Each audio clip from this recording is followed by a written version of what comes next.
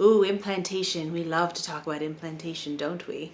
Yes. Well, today we're going to talk about foods to help implantation, and I love this topic. We're going to talk about 3 foods to help implantation, and stick with me until the end because we're going to talk about that pesky pineapple core myth that I'm sure you have read and heard and seen and watched and just, I'm sure you've heard about the pineapple core. Stick with me. We're going to talk about it.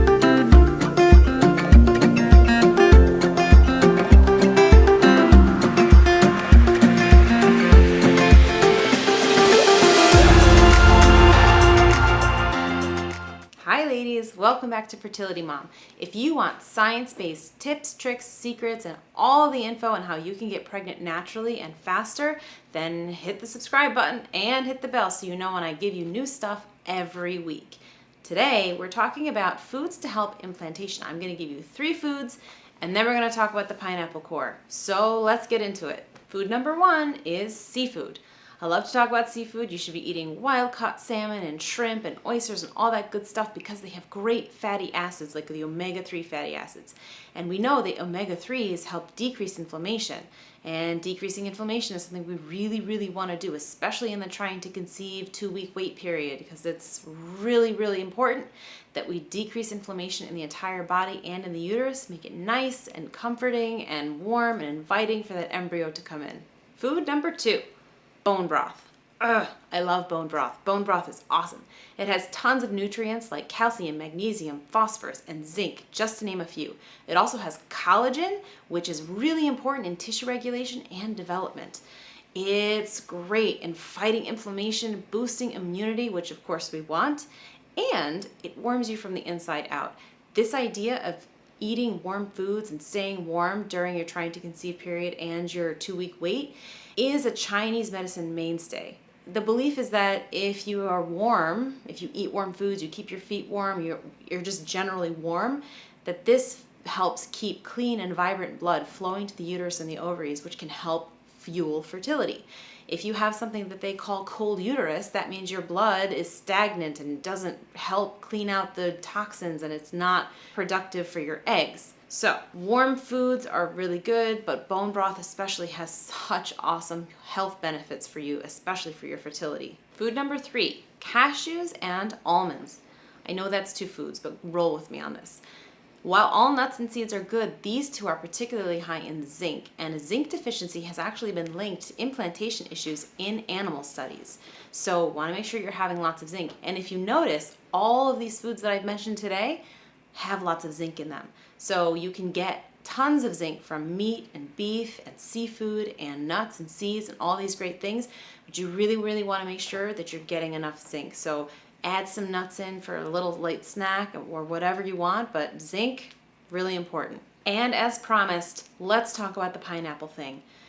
I speak to so many women that are eating a lot of pineapple in their 2-week wait, like a lot of pineapple, like a whole pineapple a day for 4 or 5 days in a row. There are actually no clinical data whatsoever supporting the use of pineapple in your 2-week wait to support implantation. But it's a huge myth, and lots of women are really rallying behind it because they believe in it so much. And there's lots of different reasons why people think that pineapple is really good.